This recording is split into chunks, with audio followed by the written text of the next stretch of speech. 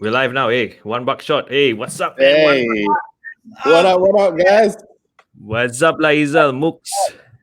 How you guys? We are good. Where's the rest, lah, bro? Okay, so number one, Alang is full-time father now. Imran is full-time trying to be a father. And Rahul lah. I think he's coming aboard. He's coming soon, right? Should be soon. Yeah, it's coming soon. He's on the way, lah. Yeah, Happy Father's Day, man. Hey, thank you. Happy Father's Yeah, Day. Father's Day to you. I think it's a great day today. It's a great day, We had, you know. we had a lot of food and stuff like that. So, one of those days where you don't have to do anything because you're a dad. Right? It's your day. It's your day. It's our day. Yeah. All right. So, I mean, tonight we're going to be like talking a lot about you guys, lah. Right? Possibly from how it began, then what happened in between, and what's up for you next, and also where do you think rock is going to go, and in terms of business wise, how do you think the band actually made it in terms of business?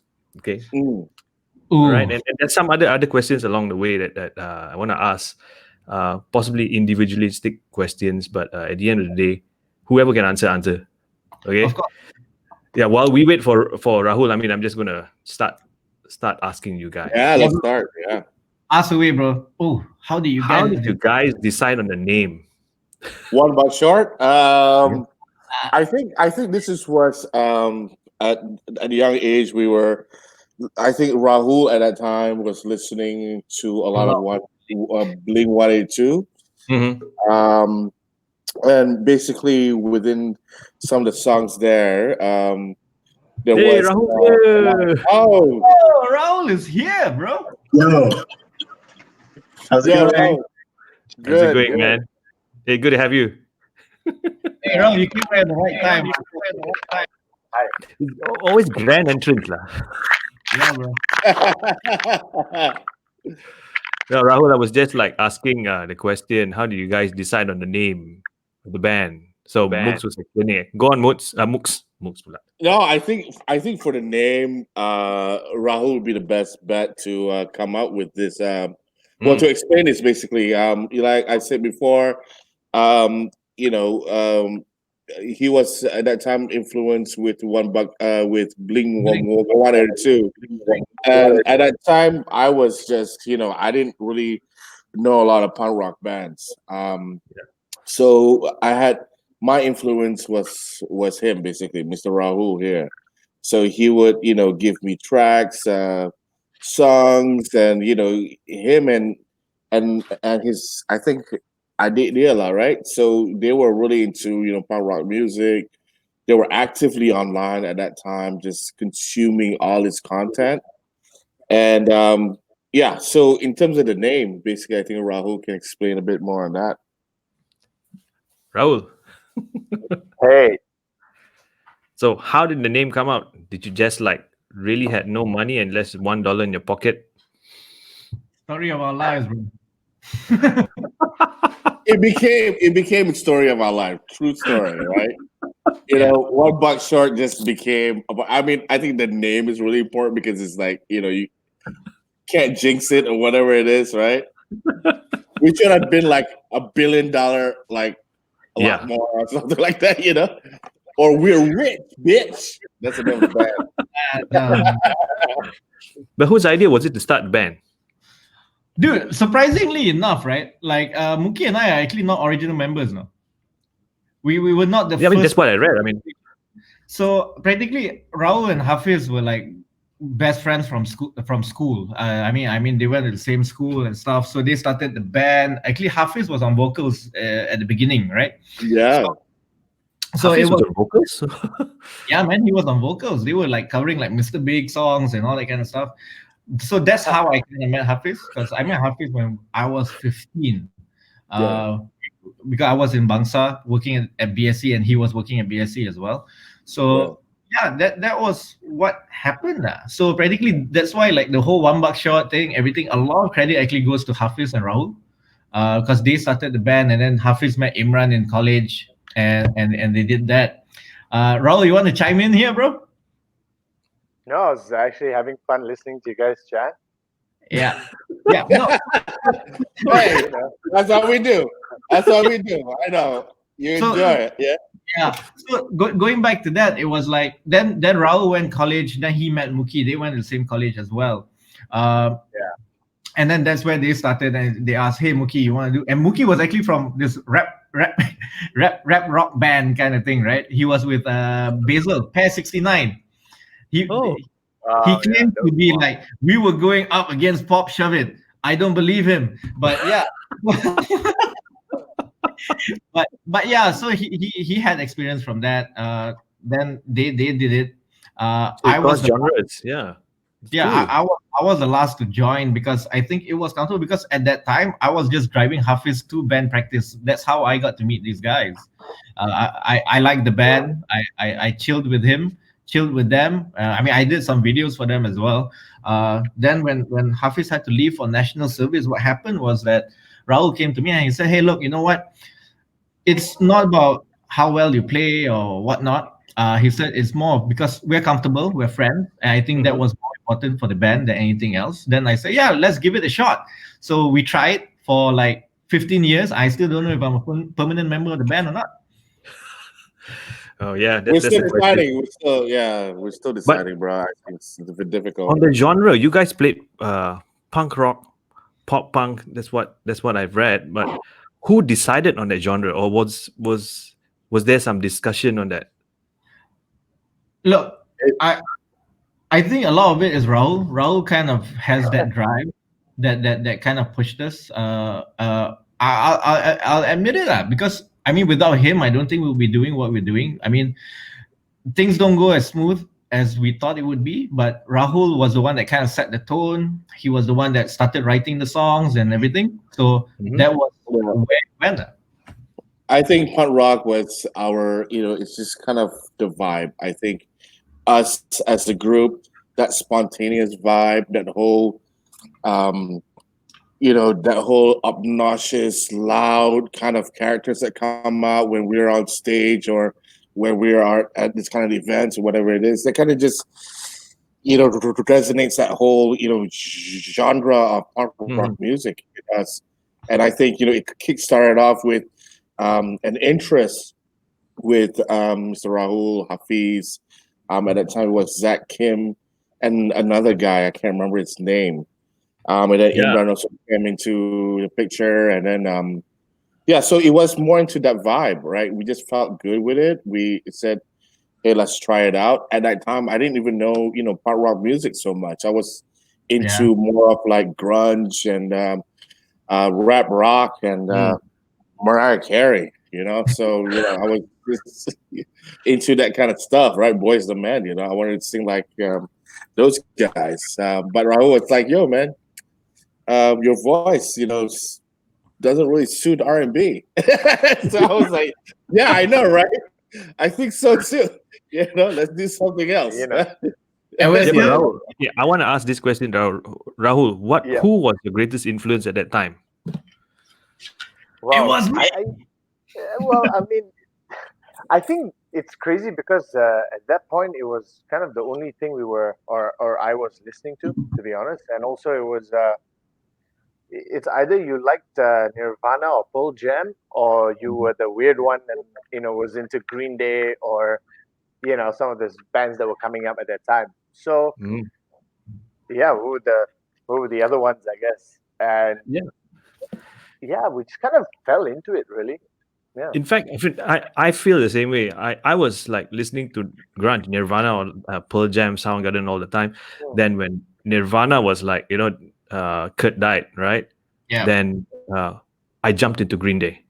It was that kind of thing. We were trying to find some replacement, but there wasn't, so we jumped into Green Day.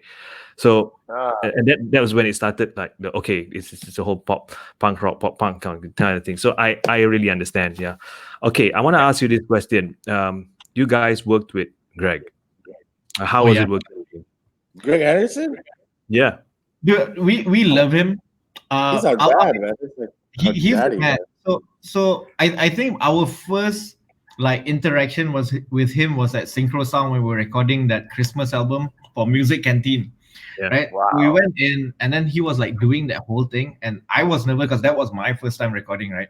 But when he went through that, after that, somehow we said, hey, look, you know what? We want to record album. We think Greg will be the main guy because it sounded great. And we went in. I actually, man, he is the sixth member or the fifth. He's actually the fifth member of the band, right? Yeah. Because he takes it like to a whole new level. He actually wants to be a part of the band. Like when we go jamming, he will sit down with us. He'll pick up a guitar and he plays it with us. And I think for me that kind of did that, and he taught us a lot about playing, about recording, about music in general. Like everything, man. yeah. It's always Even there in to life. help. It doesn't put you down or anything. Oh, you guys got to play. You know, No, I Well, think it it kind was. of did sometimes. No. I think everyone got a story. Rahul got sent back by Greg because he didn't practice enough. And then for me, because I couldn't follow the metronome, right? So what happened was he was so pissed off with me. He locked me in the room for like a good 2 hours just listening to the click and playing this thing over and over again. And within that 2 hours, I was like, okay, I can take a rest. Every time I stopped, he came in the room and he said, no, you got to still continue playing. And I played for 2 hours. serious? But after the 2 hours, I still got sent home. Exactly. God. So it's all about practice, and it's all about, I mean, at the end of the day, he's right. It's like we shouldn't waste his time, right? I think it was for me, it was love at first vibe. I mean, first time meeting up with him, hanging out, doing the whole song, the vibe was just excellent, and I really believe in him being a part of our band. I totally, feel that, like, where every time we do something new or whatever it is, we will hang out with him. We'll talk about music. We'll talk about some of the tracks that we're doing, and he will have some inputs. He will have some ideas or whatever it is. And like, even for me, I can't really sing. I can't sing at all. And he's, he will always guide me through, and he's always like, okay, you gotta try this, you gotta try that.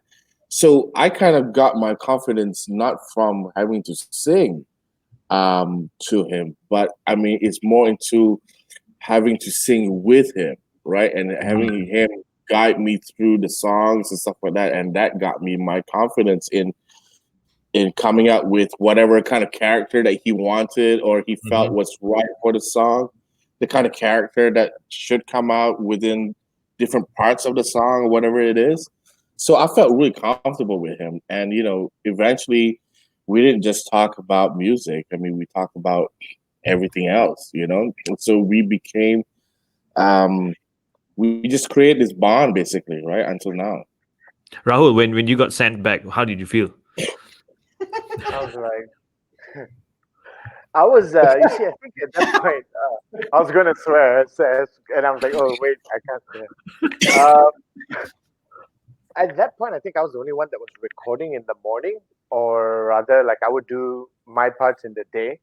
So, first of all, waking up is another problem, but then getting there at 10 a.m. and then spending the day just doing that, Yeah, to be honest, it was good, but getting sent back was just, don't waste his time, basically. And I think that was, if you're working with him and you're coming there with ideas and you're coming there with and you've done your homework, it's going to be an amazing experience.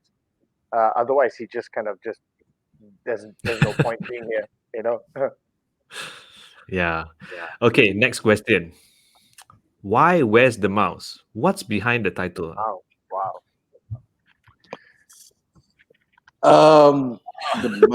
The mouse was Zack Kim, right? And I mean, that's how we call him the mouse. He was a small. Okay, who's dude. Zack Kim? Who is this guy? Can you explain who's Zack? Okay, so practically Zack taught us how to play any instrument. Are you serious? Yeah, so if you remember this band called Cosmic Funk Express, and then the guitarist, this Korean guy who like did all this solo, that was Zack. Okay, God. Okay, so that's the story with the title. Yeah. Yeah, so Zach was just a friend from college, I guess, and he ended up being also at one point, well, obviously a very close friend of the band, but also my guitar teacher. And yeah, we just used to kind of just play guitar and go to backyard pretty much every day. That was what we did for a few years. Um, but yeah, he became a close friend of the band until he had to go back to Korea, I guess, I for see. national service. But yeah, he's doing, he ended up doing really well, like a really big session guitarist, In performing for a lot of big artists. Yeah. yeah. Cool. So he decided on the title. Where's the mouse, or how did he No, help? We used to call him that for some reason. I can't remember why. Where's the Yeah, mouse? yeah. So Oh, we were okay. like, "Hey, where's this Zack Kim guy?" And we just, Yeah. decided to do an album. It wasn't like really thought through, It wasn't a thought through process, It was just like, what should we name its album? Yeah, where's the mouse? Where's Kim? Okay, guys. When Halal and Loving It was written, was it decided that you guys wanted Malay songs to be included, or was this just something that was an afterthought?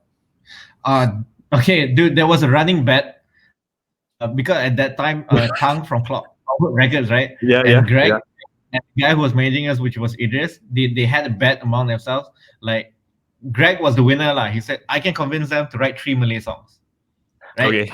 We're like, no, because dude, we couldn't because we couldn't lah at that point. But somehow Greg kind of told us, he said, look, you know what, guys, and we were young. And he said, you guys really it would be a shame if no one picks up the record, right? And at that point everybody was doing a Malay a Malay album. Even Butterfingers came out with their Selamat Tinggal at the time. Yeah. It was like, okay, we gotta try. So I mean, it was a conflict for us personally, as individuals, as a band as well. But eventually we said, hey, you know what, let's give it a shot, right? So yeah, Cool. that was it. Yeah. I mean, Because it some was really people, hard. yeah, I'm sure. Because some people from YouTube saying hi. I think some people are listening over from Sarawak. Yo, what's Hello. up? Yes. Um, Guys from Sarawak, man, that's yeah. awesome. I mean, I Then you have- enjoyed our time there. and you have Dino. That's my brother. Dino, we couldn't see Dino. you, bro. Oh, lama tak jumpa this guy. Lama ah. What up? Lama gila. That's good. Oh, right. Okay, moving on. I wanted to ask you back to the Malay tracks lah. Who contributed the most? Lyrics Greg. wise, music wise, who? Greg. Especially the lyrics. No, I think the lyrics. Mookie actually did a very good job on the lyrics. And then I think it was only Khayalan was where he kind of like, it was like rushed. That was like written like 2 minutes before we started recording. Yeah.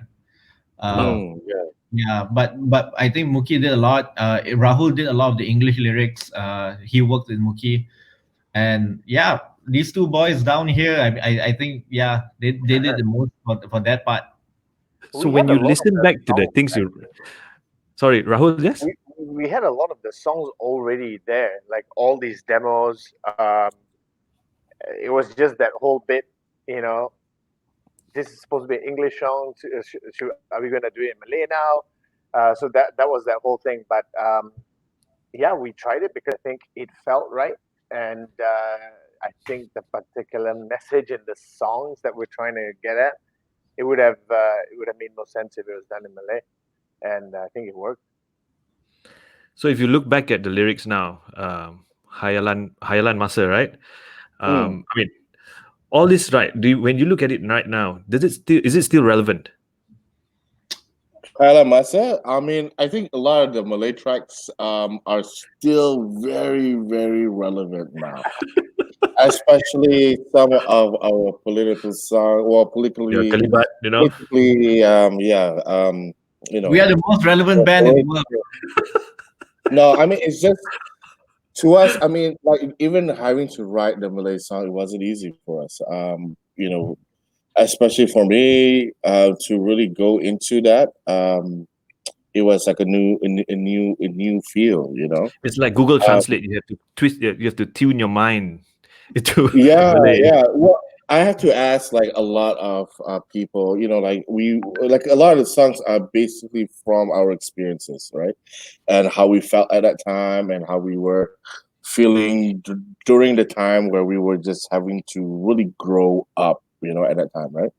I think even with Highland Masa, for example, it's just a story about being Dumb. madly in love with somebody, and then so and then it was an immature kind of love thing, right? It was very like, I mean, you can feel it. It's like this guy is very naive about it, you know, very naive about the whole idea of it. We think that we know what it is and we're going for it, and that's how we felt at a particular time, right? So I think even if that kind of experience or that kind of expression, I think, can still relate to a lot of people now, because everyone is just growing up, and everyone is growing up and going through different adventures in their lifetime, basically, right? So somehow you throw the rock at it, it will hit somebody. It's like somebody will be able to relate to it, right? So you got a salam dari Sepang bro Muki from Mecca Stratocaster. Wow, what's up, guys? Sepang, right? Ooh, How's the awesome, RMC awesome. over there? Oh, bro, Sepang. I haven't been there for quite a long time as well. I haven't been in Sepang or Sarawak. I've just been here, Bukit Antarabangsa, which is really great because it's next to the zoo, and I can see a lot of flamingos and storks and all that on the lampposts. So I love it. You have Ted saying hello, and then this one of the audiences still says you guys are still relevant. Good, nice to Alright. hear. Wow. I have this question, another one. Whose idea was it to go totally Malay on Kampong Glam? It's quite a big change. I mean, from 3 songs in the first album to totally Malay. Is it a big decision? Actually, it wasn't a big decision. I think it was just Yeah. like, yo, what do you want It was to an do? evolution. That's just how we felt at We that were, time, right? yeah, it was. I think the whole Kampong Glam thing was a story Mm. that we actually thought about when we were playing in Singapore. Mm. There is an actual street in Singapore, Kampong Glam. So it started from there, and the whole story is about this guy from his kampong going to the city, trying to get a job, and so it's like it starts there, and then Charla do it, and so it's a little story actually. So it only made sense to do it, in Malay because it was a Malaysian story, right? Yeah. I don't think it wouldn't have worked if it was done a different way. Yeah, I mean, it wouldn't make sense if you said like last summer we were chilling out. I mean, like summer. It's like summer all, all year long here. So yeah, I mean, it just felt It's got to be right. real, lah. Huh? It's got to be real. Yeah, yeah, Yeah. yeah. Okay, this question. I mean, you guys decided that at the time, I think it was time to get a manager, Rahul. Now, do you think every band should have one? Yeah, everyone should be managed by Yanis, bro. Yes. Is Yanis or no one else? I guess. No, but we Is did have Yanis some. watching right now? 50, it's 20 years. Yanis, it's 20 years. Come on, give us a chance. 20 years. Yeah, stop managing Pop Shove It, man. No, Yeah, we spent our but time with her. Yeah. we did have some, like some good managers, some bad ones. Which But was your favorite I one? think a manager's waiting for it. Favorite. Favorite The one? The one that ripped us off the least. That's a good answer. Yeah. No, you But know what? Complete the fifth. Yeah, what was it? at that point, like we were learning so much, right? I didn't know what I know now then, and if I did, I think it would have been a lot different. However, Yeah. we were also in the transition phase where there was this new online world we were kind of on that. Now it's just gone one way, right? So it'll be that for a while, and then it'll change again. So it was that bit where actually nobody knew what was going on, and nobody understood what is next. Or if you told somebody 10 years ago that CDs or won't exist anymore, they'll just tell you, huh? Well, how is that? So and it's changed so fast, right? So right now it's crazy, and it keeps changing. But 1,000%, I think bands should definitely have a manager and booking agent, publicist, all of that. I always tell every band, if where we work with or whatever, that the most important thing is that you look at your band as a brand. Like you're starting a business here. Yes. And how would you, if you were, let's say, a product from Malaysia, if you were a soda or whatever, you want to launch in the country, then in Asia, what are you going to do? You're going to plan your marketing, you're going to plan all of that, right? So, you are not humans now, you're just a product. And we're just going to look at what you do and where this works, and if it works. And it's all business. I mean, it's hard to say. Yes, there has to be, a balance, but I think a lot of bands don't really look at that world at all, and it's kind of surprising. No, that's why I feel like bands like you, you have gained a lot of experience, especially by having managers and making the band as the core business, like a business. And this kind of experience is very valuable to new bands out there. New bands will come in. I want to play music. I just want to play music. I don't care about the money. But in actual fact, you gotta have a plan. And these are the kind of things that you guys can actually help. Yeah, no, because go for it. Yeah, so that's true. Because look, to be very honest, I think like Pop Shavit as well and us, we came up in a time where we didn't make enough from the shows. It's either we made enough, but we never got paid on time, right? So we had to be semi-pro, if you would say that. So we had day jobs, and then the thing is, if we were to manage the band, do our day jobs and do everything, and then somehow if either one of the bandmates kind of does it, there is always that struggle of like, hey, you know what, I'm not happy with that. So we kind of decided at that as well. We realized that we need someone to manage that part for us, so that we would be neutral with each other. Yes.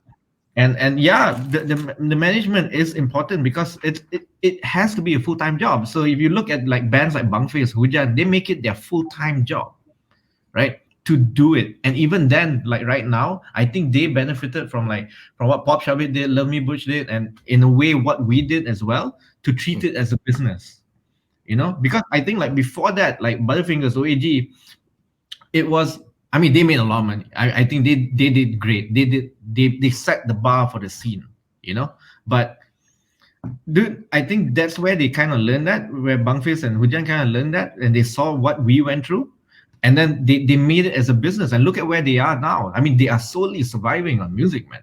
Yeah. And that's envious for me, because that was always the dream for us. Like the band was going to make it, So these are the kind of things that I feel that should be replicated in our music industry.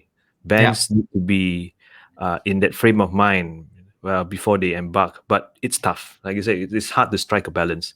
Now, I'm just going to go into something else here. Which was the best tour you guys had? Oh, dude. We had Macau. We had China. bro. No, Summer Sonic, bro. When we played Summer Sonic, I think that was Japan.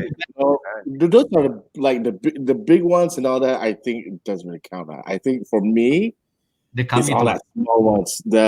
No, man, the small shows I think it was in Terengganu and Kelantan. Remember, we played in this place, and it was just we weren't even on stage. We were on the floor, and the kids were on the floor, and they were jamming with us, and they were like singing around, and they were going. It was fun. It was such a fun experience, and we hung out at this little house and had a barbecue, eating fish.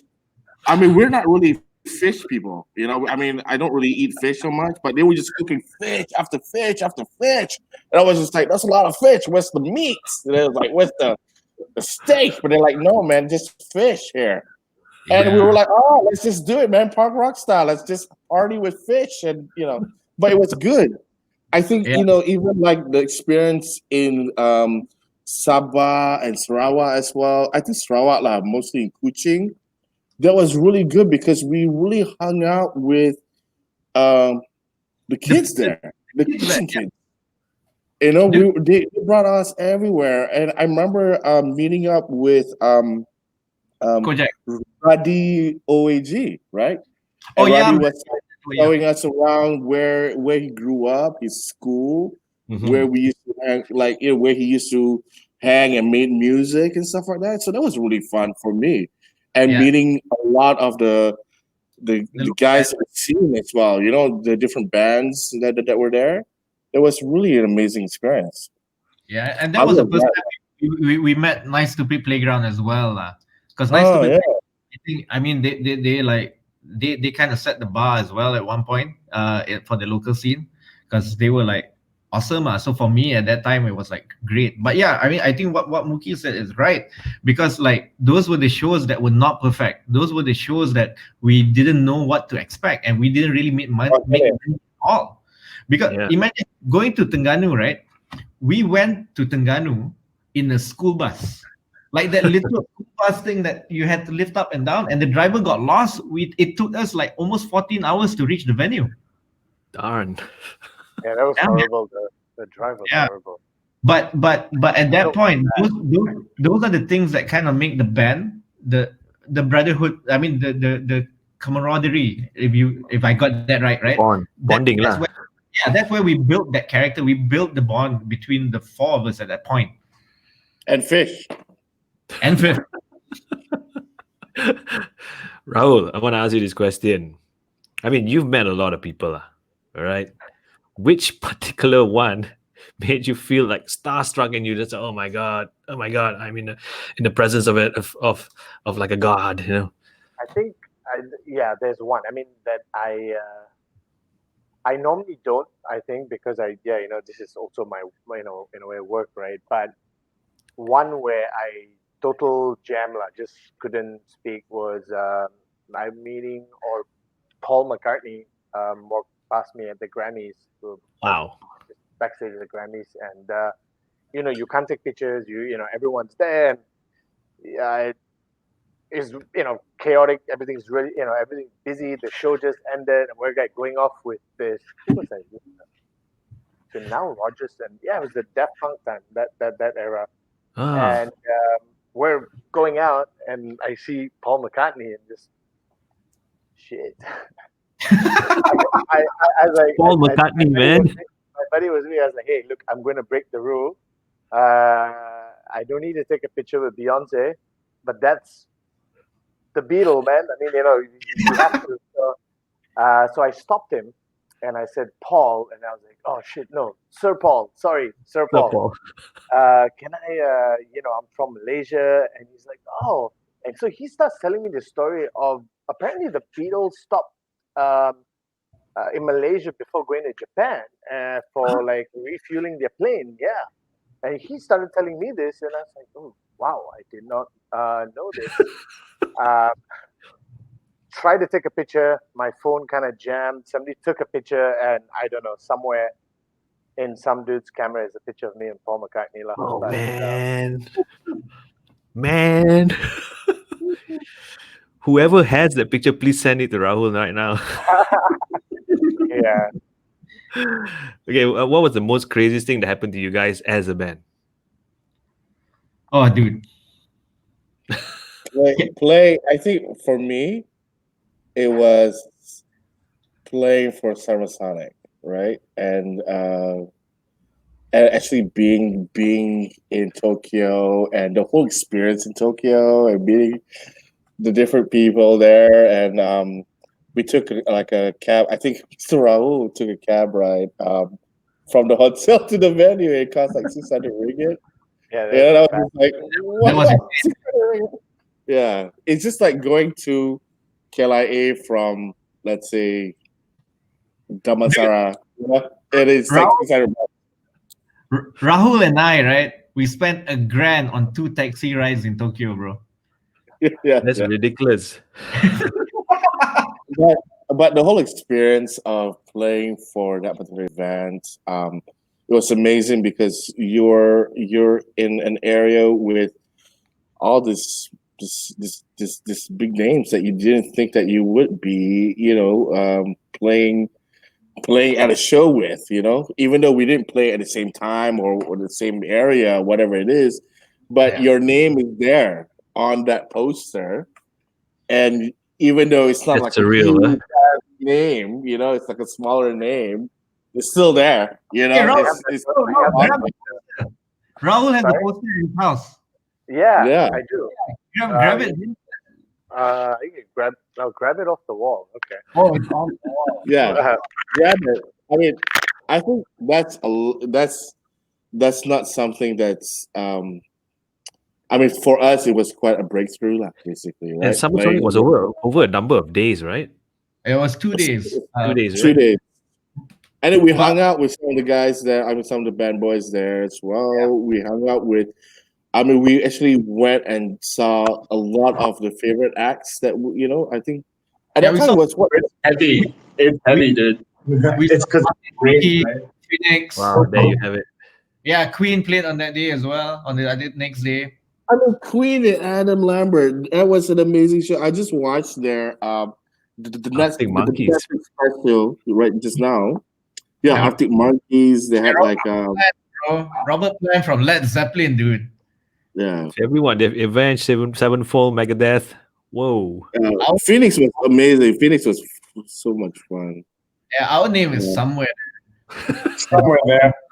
Our name is down there somewhere. Yeah, but it's still there. I mean, we can still claim it, right? We played Summer Sonic, guys. It's like that's amazing.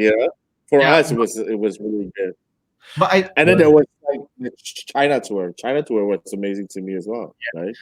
I think like that craziest moment for us as a band was actually when we opened for Fall Out Boy in Singapore, because we got the offer. We said, hey, we're not going to pay you. You come over, you bring your own backline, you set it up, you play. We're not going to pay you, but you can come and play. Accommodation all on you. And at that time we were like kind of students, and the band was like really trying to get it. And at that point, I think Rahul and I we hated each other, dude. We fought so much because I was worried. Hey, dude, we got no money, right? We got no money, that kind of stuff. And there was like animosity a little bit between the four of us. I mean, because these things build up, but that kind of made us as a band for me, because at that point, right, when we went on stage after the show, everything was all good, because it's always like that. And from then on, like most of the shows that we know that there will be like kind of like fights and stuff or whatnot, those will turn out to be like the defining moments for the band. It's like, hey, you know what? I love doing this, and I wouldn't do it with anyone else, because these guys, dude, I've shared more with them than I share with my own brothers, that kind of thing. So like Fall Out Boy, Good Charlotte, Sum 41. I mean, you're saying these people, how when you met them on stage or backstage, how were they? They're like us. Nice, dude. Shit. Like, They're like salad. They're like salad, like like the tech writer was just like salad and mineral water, Are you Our serious? tech writer was like burgers and I wanted ribs and So it's they like actually see, they eat healthy. they eat healthy, yeah, but they're actually all very, very nice. They're very nice. Even like the My Chemical Romance guys. I mean, we both Pop Chavit and One Buckshot Yeah. opened for MCR when they were here. Yes. Dude, we were at Bulldog and Hatamas just chilling at the old man pub, bro. Yeah, And you can't imagine, right? I mean, you can't imagine them doing that. Like, but at the end of the day, they're just people like us. They're just like normal like us. Yeah. Bro, Yeah. we saw him like he was drawing his comics, which became what, the Umbrella Academy, right? He was drawing his comics, all that. He was drawing his comics and stuff, and he was, he wasn't really wanting to tell us so much about it, but I saw him like drawing, and he was just, chilling at the side there, whatever it is. Yeah, man, these guys are really nice. They're just like us, They're just playing around, just playing shows. Basically, that's what we just love to do, right? So that's what's good about it, I guess. Nice. Rahul, I want to ask you this question. I remember meeting Gerard Mhm. just I think 2 years ago in Germany, and yeah, he just remembered everybody. He's like came up, hugged us all. Wow. People I was with. Everybody's like, um, "What's going on?"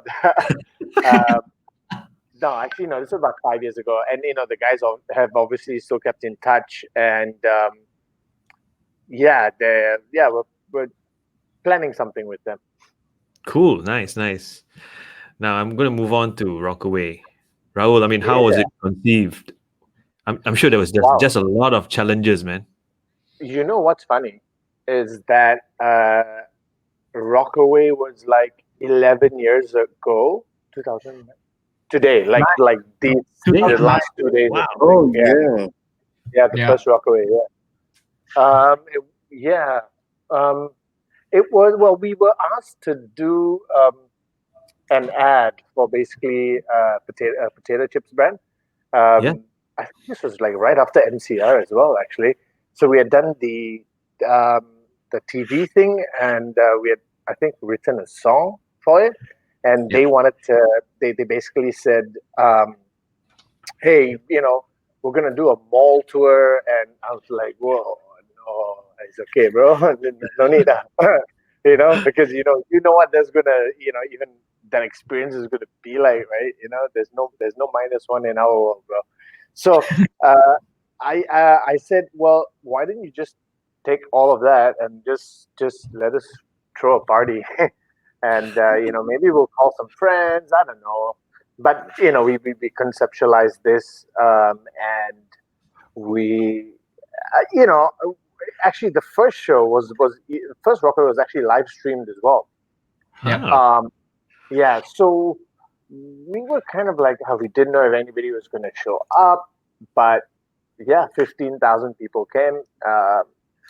It was great. It was awesome, and yeah, I just actually because every year you get that anniversary thing, right? So yeah, it's literally like it's supposed to be this weekend or today, 11 years ago, and that lineup then was still so cool, man. It would be great to get everybody to do something again soon. Yeah, Pop Shop we played, right? yeah, we Pop did. Chevy, yeah. I still remember. Great Pop crowd. Chevy, Really great crowd. Butch, 7 color T-shirt, Bunk Face was Bunk on it. Who no. I can't remember, man. But yeah, the posters there. A lot of people. There were a lot of people. They were like, I think it was, You guys were giving Rock the World a run for their money. So, whatever it is, Uh, more of this kind yeah. of festivals is great.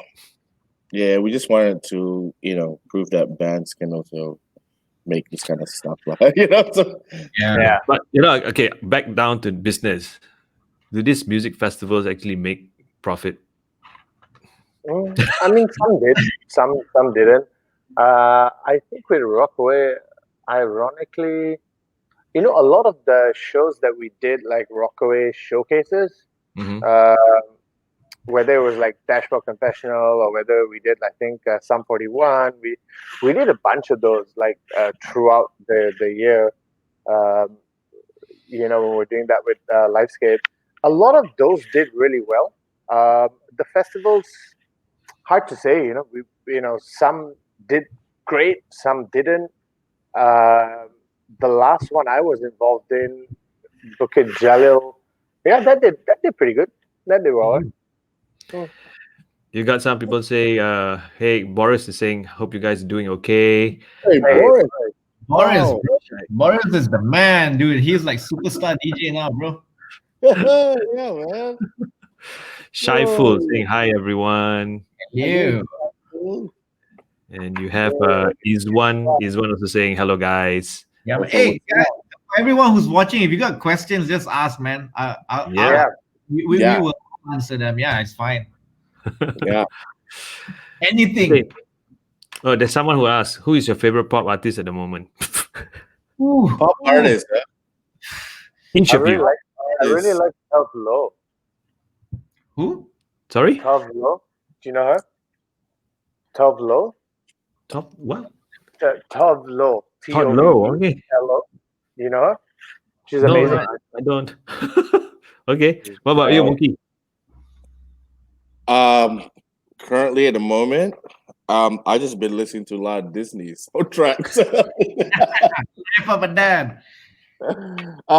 Yeah, so I'm really enjoying a lot of these soundtracks. This Disney That's why you music. guys I are don't punk know. rock, man.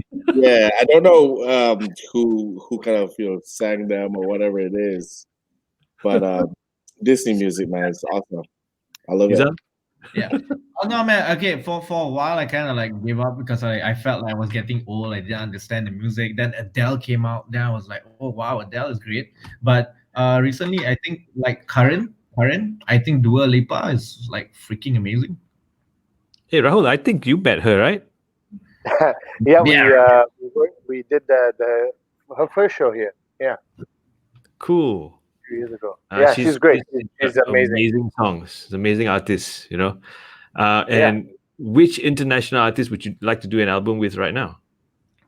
Since Like, we're on the topic. work on production or Anything. It could be production, it could be an album. Dude, gotta be Kanye West, man. If you're gonna do it, you're gonna go. Kanye. Kanye. Yeah, Yeah. Hey, Mookie, back to rap.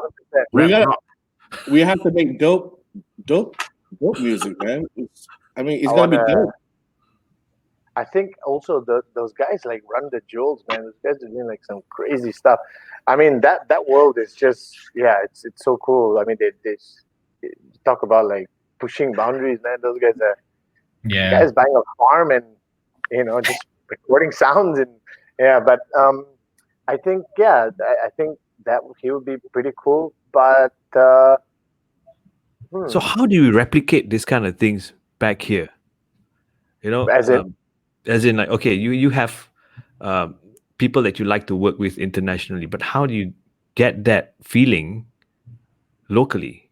Oh, I want to work with someone locally here. I mean, I'm sure you do, but yeah, definitely, that's a lot. because you were saying like, okay, they're just out of the box. They're like just crossing boundaries and making stuff that no one else is. You know, so are we doing enough of that? Are artists in Malaysia doing enough of that? I think they're also bounded by the budget. That I mean, Kanye would have 100 million campaign for that project because that's what he's going to generate, right? So, it depends, though. I mean, I the other thing is that you can't just do a collaboration just because you want to do it. I think it's got to make sense, right, to the song or the project or like you gotta build a story, basically. Yeah. But dude, you know what? Actually, there is the impact. I'll be very honest with you. Like when dude, I know that I like music for a long time. I was listening to like Nirvana, Incubus, and stuff. But the band that like really made me want to play guitar or play music in the first place is actually Butterfingers, because they kind of gave that hope, like, hey, you know what? We can do it too. And even like when you guys came out, I was like, oh wow, if I mean we are nearly there, we can do it. There is quality music coming up, but we also need like the support of like radio stations and everything else to give us that point. And we were lucky, I think, really, our generation, we had a lot of support from hits, from the radio stations itself playing it, and then we had like a dedicated channel. I think it's a lot that you have to do, because if you look like at Australia, right, from a government standpoint, they say, hey, look, you know what, we need to kickstart or inject like proper stuff for our local scene. So if you go to a CD shop or music shop, I don't know if they still have it, but particularly if you go to a music shop in Australia, it's like 60% has to be local products. Only 40% is the international stuff. So we need stuff like that. But of course, now I think Rahul is working on it as well. The government is trying.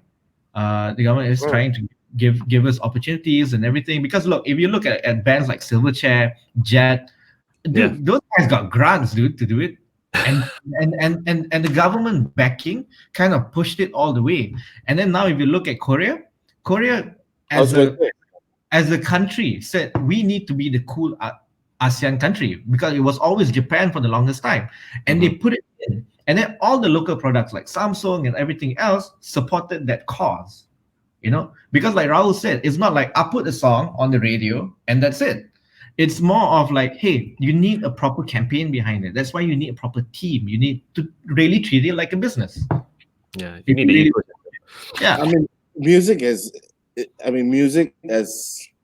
music is Yeah. it's something that people can come out in an artistic manner or whatever it is. It's expression. But when it comes to the music industry, and when you're doing it as a musician or as an artist or as an entertainer, then you have to treat it as a company. Like, you have to go through steps. You have to go through things that you don't want to go through, or you didn't even know that you're supposed to go through that way, or whatever it is. And I think that's what we learned from it. In the beginning, it was like, hey, we just want to have fun and play shows and have fun, right? No, that's why But I yeah, created Music Mountain here. I Yeah. wanted the new generation to actually be educated in music in all ways, whether Yeah. it be online music lessons, which we will provide, and master classes. I could have a master class with you guys teaching Yeah. how to do punk rock, that kind of Yeah. thing, Yeah. I mean, Yeah. and also the business side of things, how to manage a band, how to do events. Rahul has like a wealth of experience, Yeah. learning from people like Rahul. And I don't have to say about Mookie. Mookie does all your AI, your VR stuff, all those things. And Izal's a marketing genius. Try to- So these are the things behind the scenes that people don't see. That's how the Yeah. band works, right? So that's what Music Mountain wants to do. We want to bring music back up to the level where there's a pipeline for new generation of musicians. Yeah. So that's why I'm talking to you guys, trying to figure out what you guys did, and there's a lot to show, a lot to share as well. Yeah. I think Now this question. I mean, back to some serious thought here. Is rock on a decline? Apparently not. Um, the the numbers that I've just seen has actually kind of showed that is not on a decline at all. Because if the again, it depends on where you're looking at, right? There are Mhm. countries or cities with massive like rock population, right? Like South America, right? Big rock. But then also electronic music is insane over there. So it actually kind of depends. I think where I think for some reason I just metal will never die. It's like if you go to these festivals in Europe, right? These metal festivals, you see grandfathers with their grandkids, and there's like they've probably seen Iron Maiden 200 times, but they're gonna go again, bro, and then they're gonna buy like 10 t-shirts and a coffee mug. So no, man, rock's not gonna die. In fact, I think it's just gonna get bigger, to be honest, because it's gonna always have that. Kanye would release a metal album, and it'll be a total shift, and suddenly, oh, Lamb of God put a new album out. Actually, I think today or yesterday I was listening to it. It's really good. Yeah. 'Cause I think rock kind of, I mean, any genre of music, it kind of caters to a certain community. And I think that's how I think like Mookie, myself, Rahul, and the rest of Alang and Imran as well, we kind of got hooked on. I mean, yes, Rahul was the one who introduced us to a lot of pop punk, right? But the whole attitude and the character of the music and the genre itself of like, hey, you know what, be who you are, be what you want.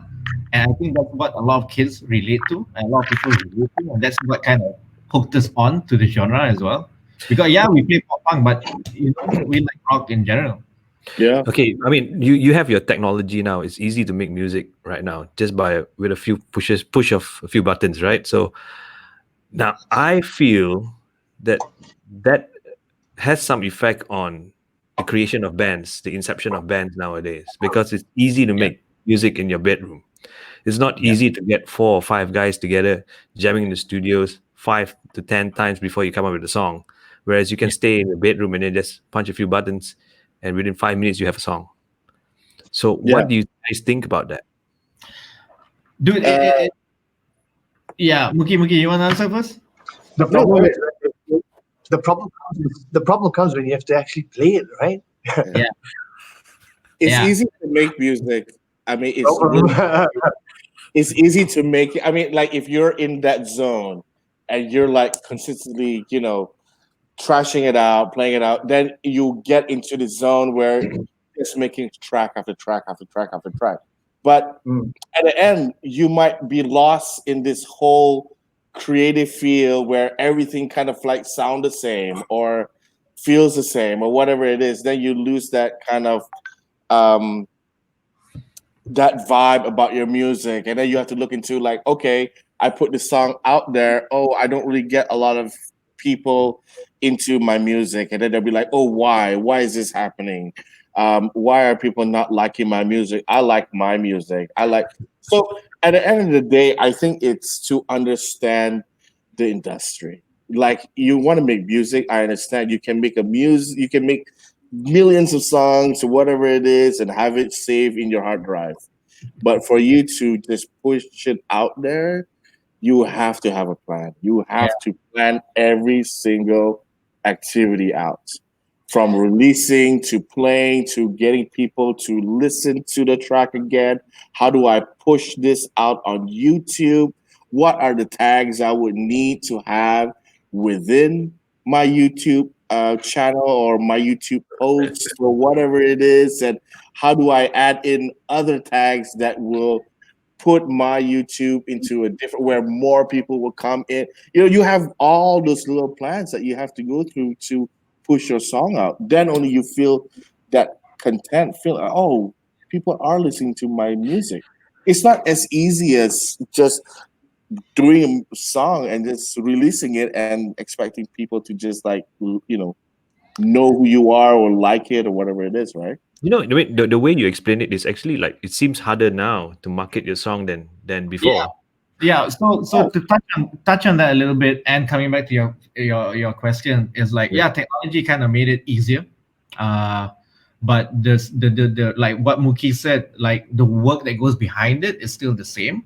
But you've got to really love what you're doing. But if you want to compare, like, hey, look, you know what, I sit in my bedroom, I kind of record, and I do it. Yes, it's easy for me to do that. I don't need a band. I can just do it. Then my performance, look at Ed Sheeran, he's a one-man band, man. But I think one thing that kind of goes missing with that is actually like that personal connection, like what we have with the band. Like one More Shot itself, it was always about the rapport that we had amongst the 5 of us, and like enjoying doing it.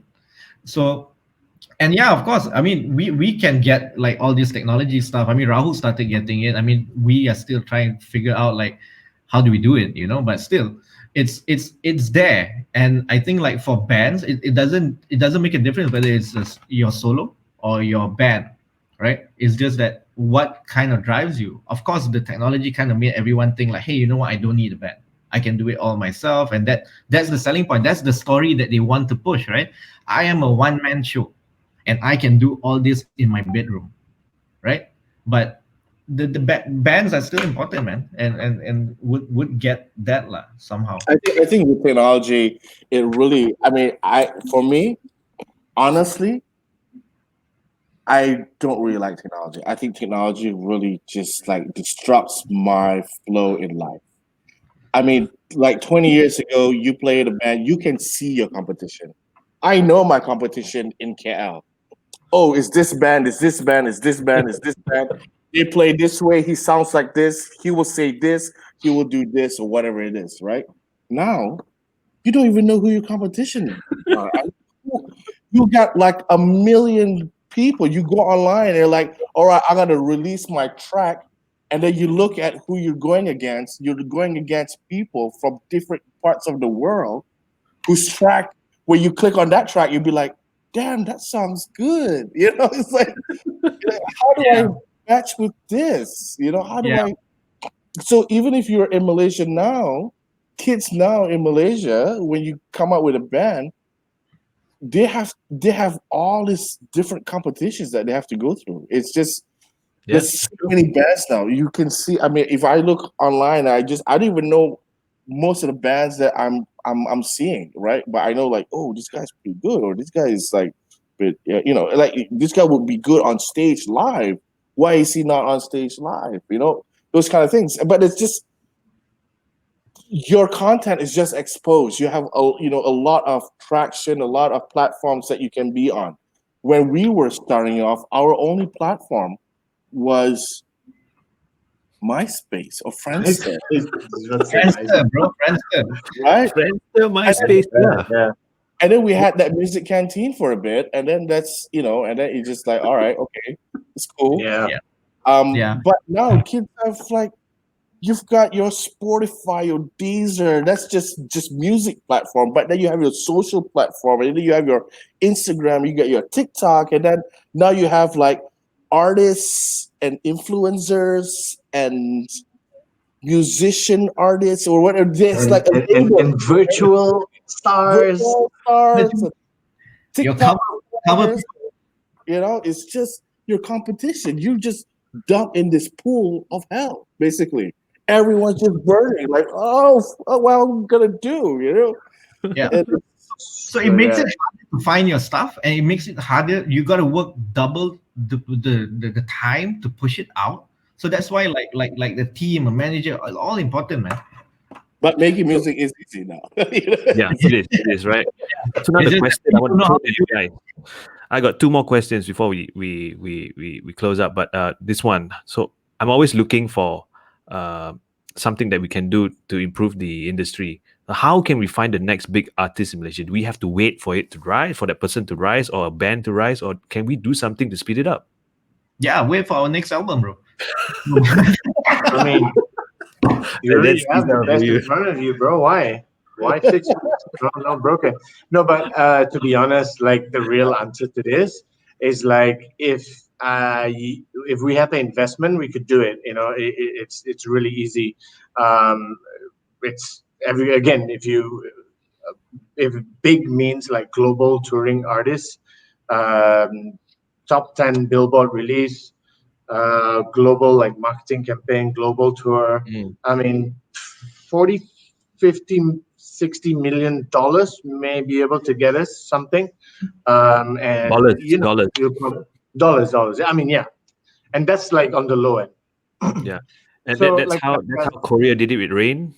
Yeah, but Korea does it as the country's economy, and people don't understand that they've been spending 15 billion for the last 20 years. So, there's no way Korea's won already. Take the gold medal. Yeah. Now it's like, okay, there's no way, because there's no way. And I tell the government this: there's no way. I know you want to be them, but unless you are prepared to spend billions, it's you gotta work, because then we'll get Rick Rubin to produce some rock bands. We'll get whoever, we'll get the best of the best. We'll get like the best publicists, the best like New Music Friday will pop up on your phone. This artist, everything. That's the full works up. So it can be done. It can be done 1,000%. You can, bro. That's what I like to hear. Again, now for it to be great, the music has got to be good, lah. It can be done, but it doesn't mean it's gonna be good. Yeah.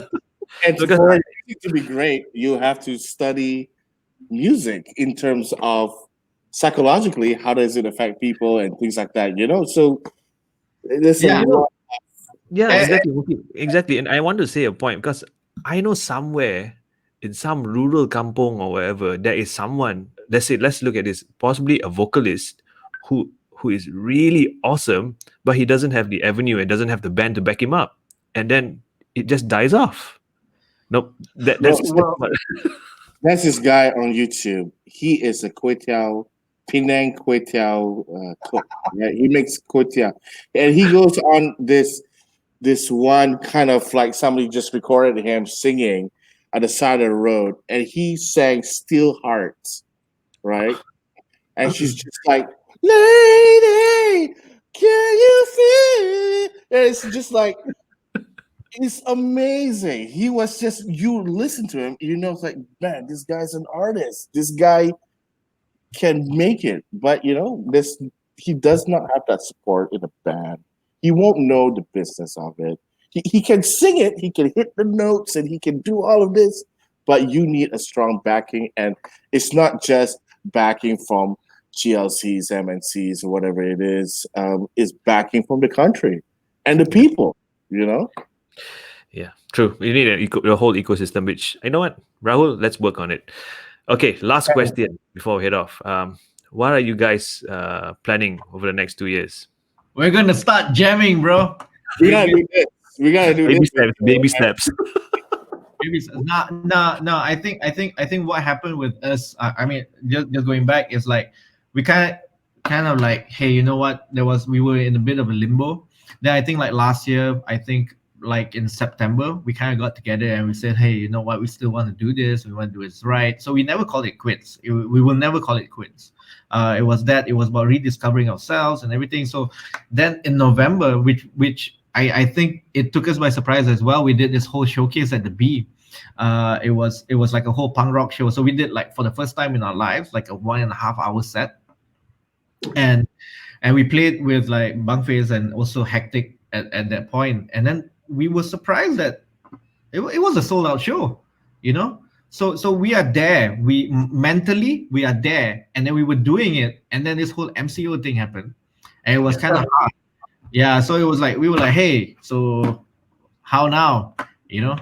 But it's there. We just gotta do it. I think like we are coming out of that phase of like, hey, you know what? Let's warm up. We are kind of like, as we are getting used to this whole new environment that we're in. We are gonna go back in. I mean, I've had a lot of chats with Rahul and Mookie as well. It's just finding that right time, because everyone's kind of affected by it some way or another, you know. I mean, I think the message now, right? Like, come back with, has got to be something that's really, you know, it has to mean something, right? Yeah. So yeah, so I think once we have, yeah. Cool. I mean, let's look at some of your, you know, I mean, Hafiz, I think you guys maybe answered this. Hafiz asked, which was your favorite show? I think Mookie said the Terengganu one. Izzal, what about you? I think like our first time when we played at Bay Beats, Mm-hmm. I think that was like the first time we went out of Malaysia like properly, and we played Bay Beats, and that was like, no one knew us in Singapore, right? And we played. I think King Lee Sim is in this thing. I saw him join earlier. He was the one that brought us to play, you know. And that point was our first taste of like how it was like being professional. And then at that crowd, no one knew us. We had no airplay whatsoever in Singapore. And after we played, I think it was Ush Kadush. There was that middle section where we got the crowd to sing. Then when the song finished and we were like gearing up for the next song, the crowd was still singing that part, and I was like, oh, there was goosebumps all the way, bro. And I feel very appreciative that we managed to play that show. That kind of showed that, hey, we are not jago kampung. Great, you know? great. Yeah. Rahul, what about you? Wow. Favorite show. Blue Planet, no. I think a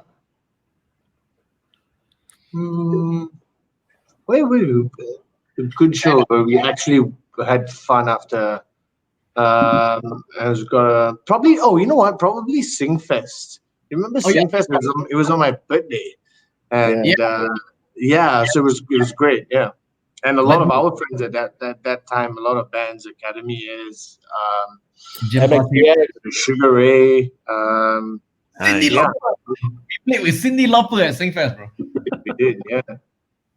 Yeah, MXPX. Yeah. Saiful here is still waiting for for the OBS merch he bought from PMC. Yo, bro, that's not under our control. That's under Pestle Oh, Motor. Pastel Motor. I'm gonna call them up. I'm gonna say, hey, look, you know what? Saiful asked for his T-shirt. Where is it? I'm gonna try. But dude, you know what? At this moment of time, I know it's coming.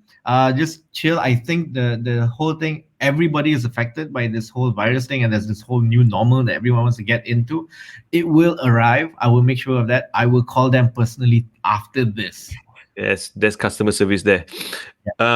Hafiz is asking for album baru, please. It was out, bro. You missed it. Like 5 years ago. No. Jamming Yeah. dulu. We're working on that.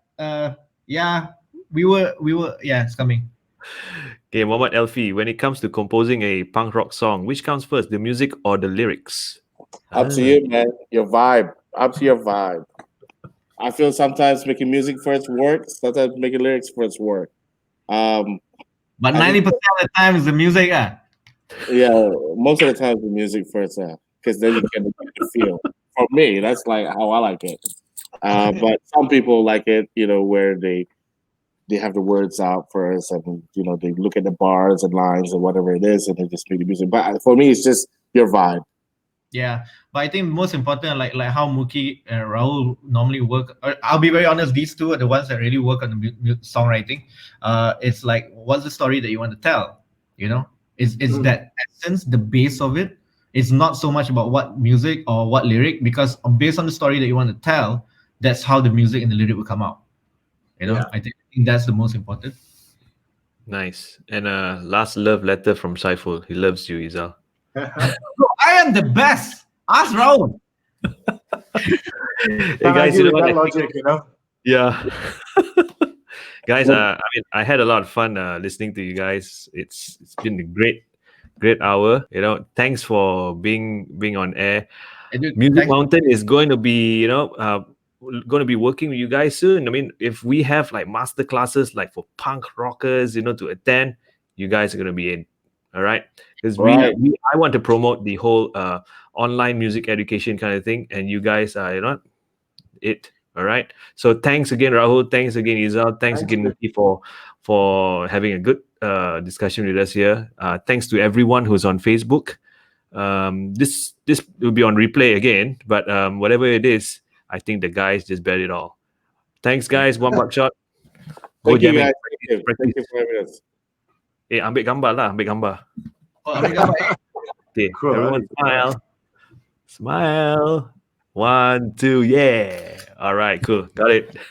Okay, guys. See you guys. I'm going to end the broadcast. Thank you. Peace. Thank you. Good night. Good night, everybody. Bye.